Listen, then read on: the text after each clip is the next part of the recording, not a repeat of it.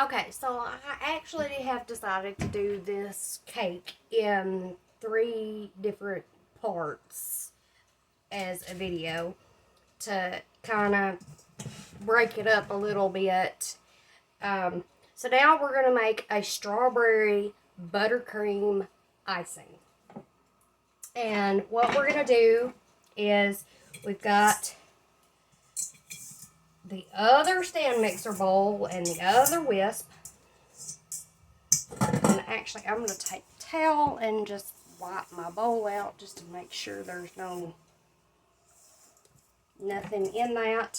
It was sitting upside down on the counter over there clean, but who knows.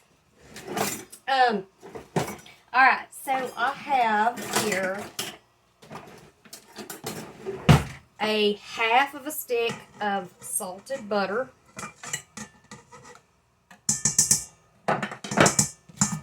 And then I've got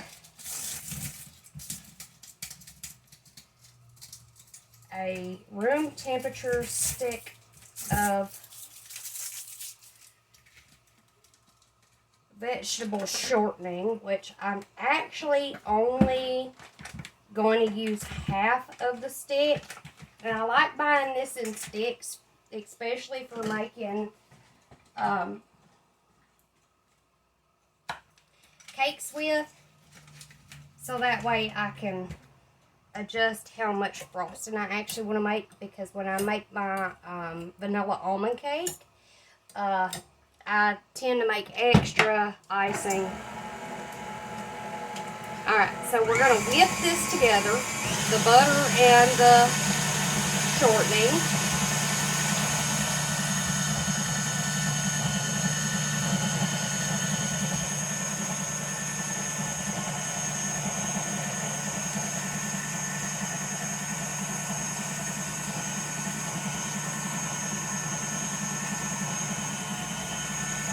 And I'm going to put my other half of the stick in the little container and then stick that in the fridge for the next buttercream icing that I make, because that's normally the only thing I use vegetable shortening in. Alright, I'm going to go in because some of it has stuck to the sides here, so I'm going to scrape down my sides just to get the butter, the room temperature butter and the room temperature shortening all combined into one greasy mess.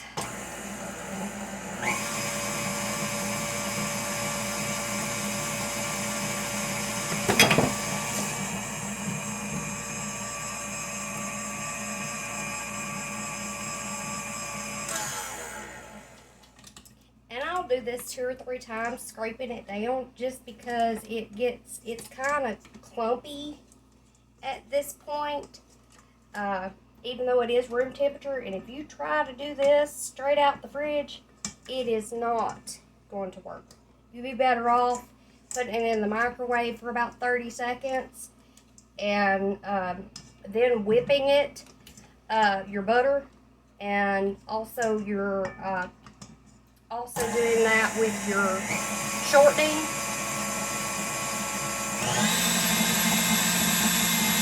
But you've got to really get both the butter and the shortening completely incorporated before you add anything else to it.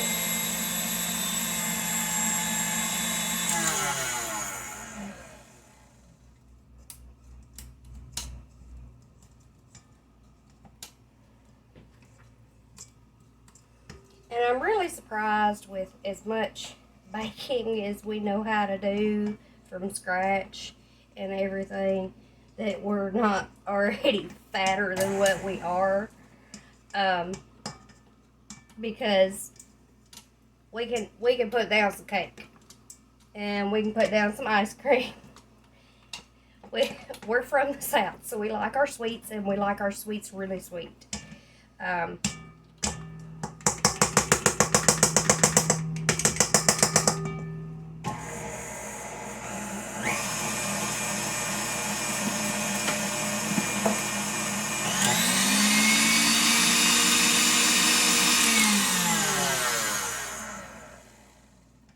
And I have just 2 more little clumps that just don't want to mix in, but I've got to get them down in there and got to get them mixed in together with everything else before we start adding our confectioner's sugar and our flavoring, which you've got to start with your fats,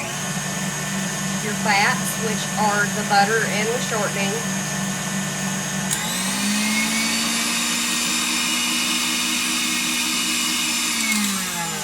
And then once that's all incorporated,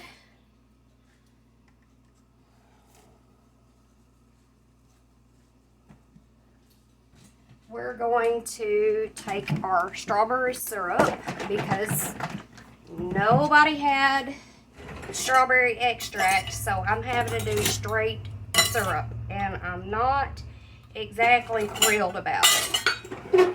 We're going to do 1/4 of a cup of the strawberry Hershey syrup in this, or at least that's what we're going to start with. And you're going to mix this straight in to your butter and your shortening. Like I said, I don't know what we would do without our stand mixer. I don't even know how we got along without it before we had it. I literally do use it for just about everything.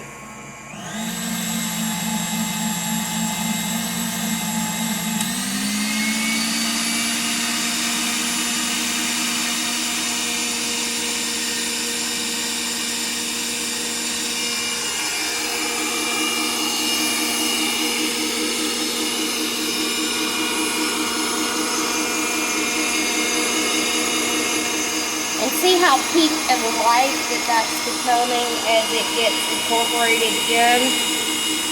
It's really what you want. And these sides, I will have to scrape these sides down. And once I get the sides scraped down, I'll have to turn it back on and get it incorporated and mixing again. So here we go with the scrape down. And if you stick anything in here with this running to scrape this down, I'm pretty sure it will break your fingers off. So please, please, please be careful and do not do that. I haven't had it break my fingers, but I've had it break spoons, and I'm surprised it didn't tear up the stand mixer.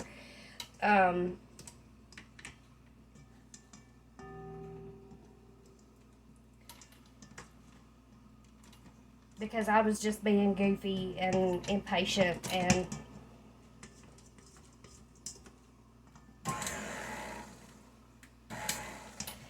that goes back to doing things the wrong way and getting a learning experience out of it, and sometimes that's just part of cooking, is doing things wrong and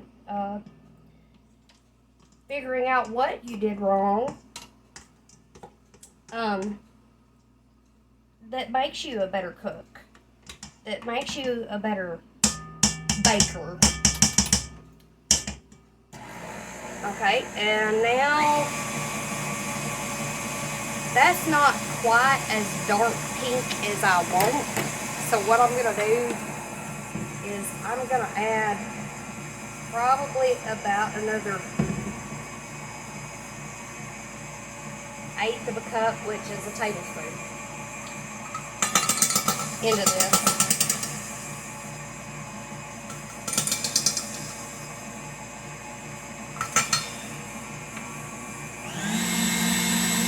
Get it all good and incorporated.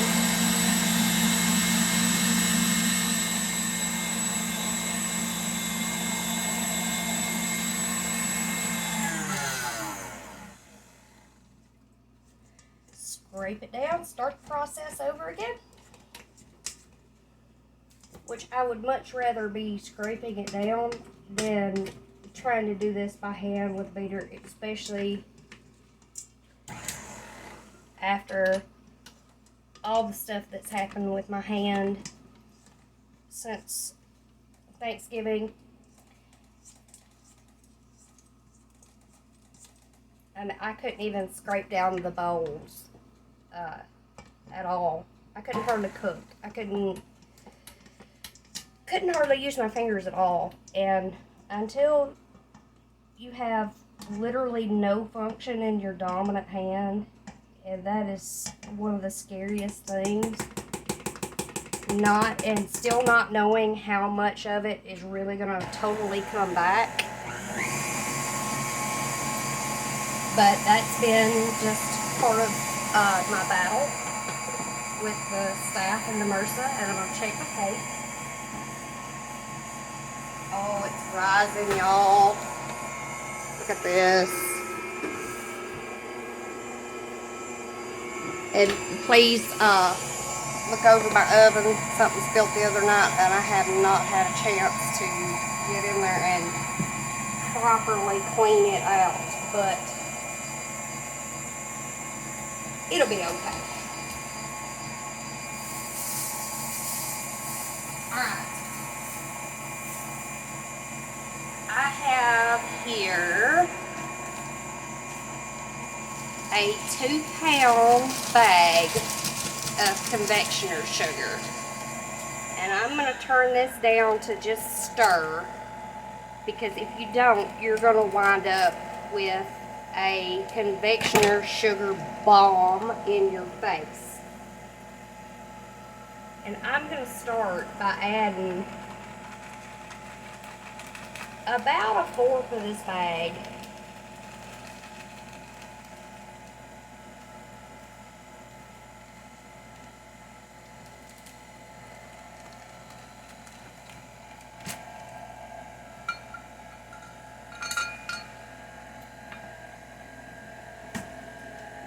I think, just for grins and giggles,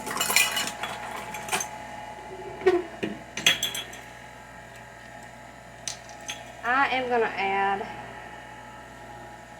a 1/2 teaspoon of vanilla extract,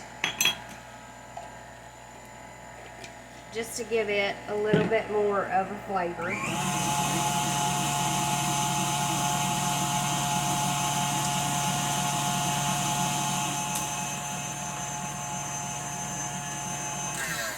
Alright, go ahead and scrape down our sides again.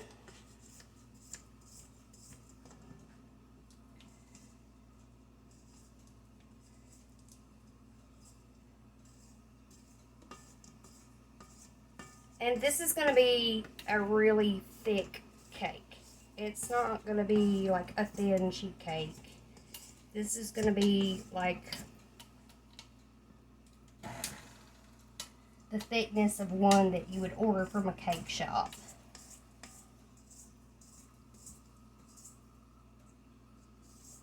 And the cake will already be really moist just from doing the warm water and the 2 different types of oil, the sunflower and then the vegetable oil, which gives it a different texture and a different flavor.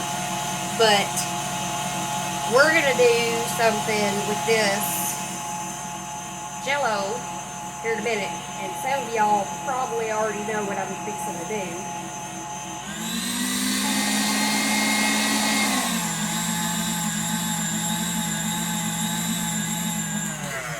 Alright, we're going to go back in with some more of the confectioner's sugar now.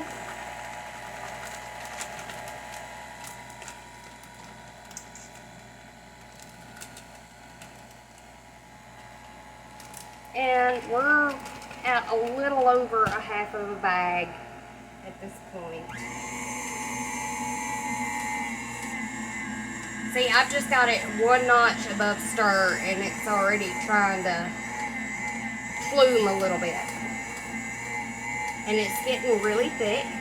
So one of the things that you do to thin it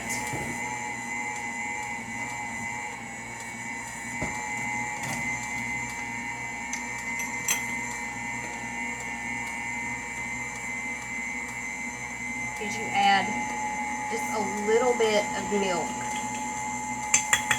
And if I'm making my birthday cake recipe, which is vanilla almond, I actually use almond milk because it'll last a lot longer.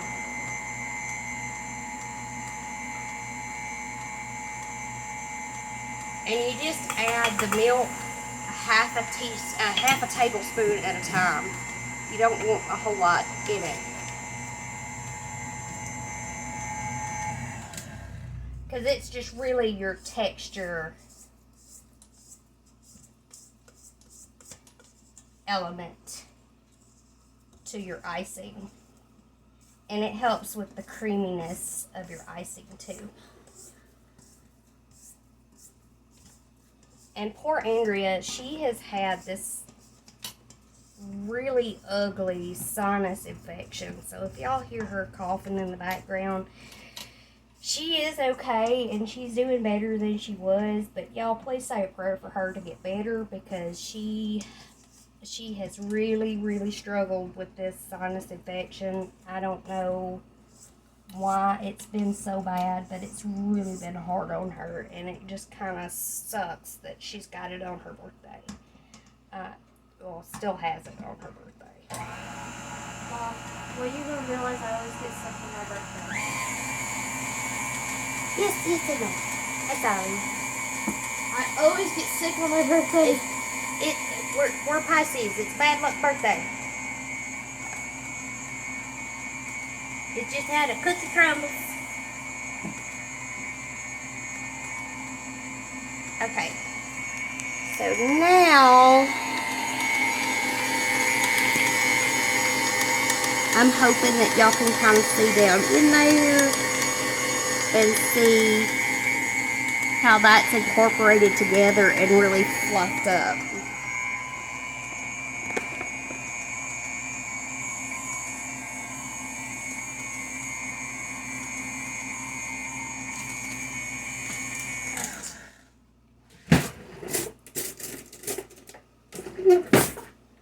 And I'm just going to get some on the back of a spoon. One, this will help you test the texture of it, and then you can taste of it and make sure it's the flavor that you want.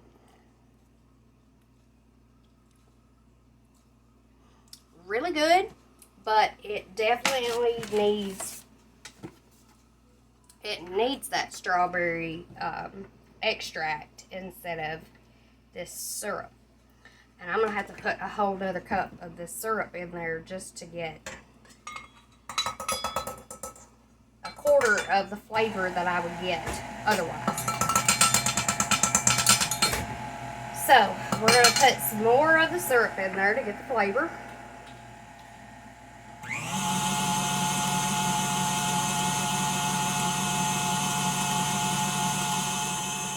And we are almost done with the icing part. So the icing will be good to go when the cake comes out, but the cake needs to completely cool. And probably what I'll do so it'll cool faster is I will take it out of the pan. That's part of the reason why I did the tin foil. And I'll stick it in the freezer for it to rapid cool. And that'll help it some too, as far as your moisture. If you freeze a cake, make the cake itself, just the cake, and you freeze it and then thaw it back out, it'll be twice as moist as it would be if you had just took it out of the oven, let it normally cool, and ice it. I don't know what the difference is that it makes, but it does make a big difference. And that's part of the reason why your cake shops, they make massive batches of cakes and then they freeze them, and that's why they're so just moist and just got that just silky, moist, wet texture to them that's really good. Alright, so we're gonna scrape down the sides of the bowl again.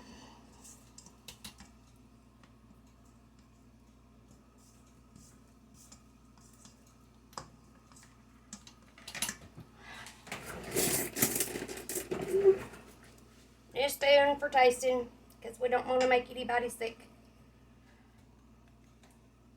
Oh yeah, that's a whole lot better on the flavor. That was what we were looking for. So we don't have to add, shouldn't have to add any more of the strawberry syrup, but we are going to finish adding. I'm not going to put this whole bag of powdered sugar in there. I probably left an eighth of the bag.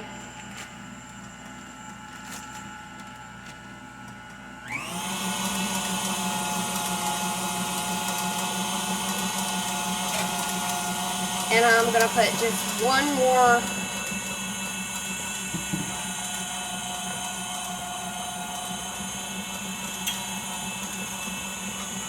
tiny little splash of milk in it for texture and creaminess.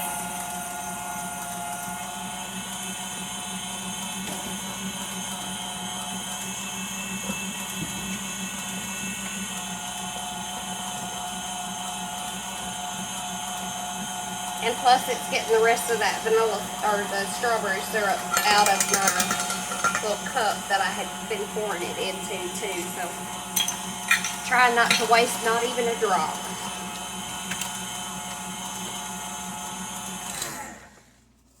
Scrape down the sides from the powdered sugar, and after this mix it should be good to go, and we're waiting on the cake to come out of the oven.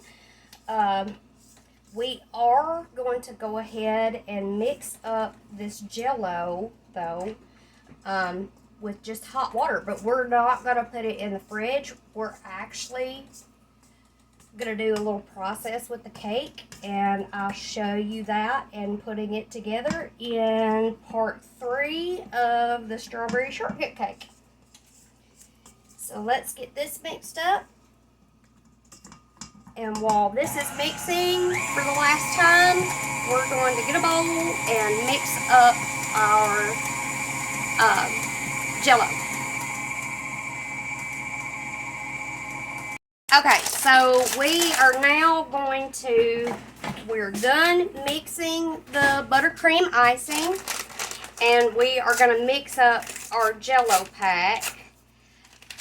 And it calls for 2 cups of hot water and 2 cups of cold water.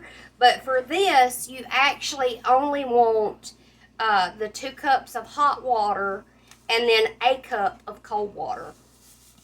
So we've got our 2 cups of hot water here, and I'm pouring my strawberry Jello mix in here.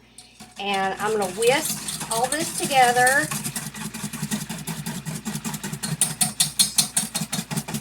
Make sure that it's all good and dissolved. That's the reason for the hot water, besides the fact of the difference in the temperature change is gonna actually make it semi-set up for what you're wanting with this cake.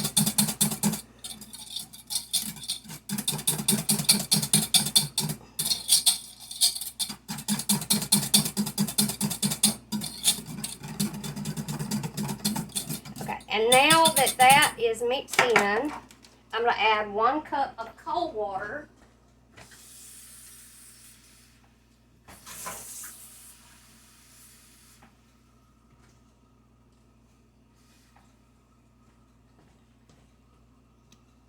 To my mix. Just because we want 1 less cup of water in this, because this is part of your moistness to your cake, and you're going to see in part 3 how we assemble all of it together, and the cake should be coming out. Let me show you how I test the cakes. There's a lot of different ways you can test a cake. One, I do the bounce test with the rack.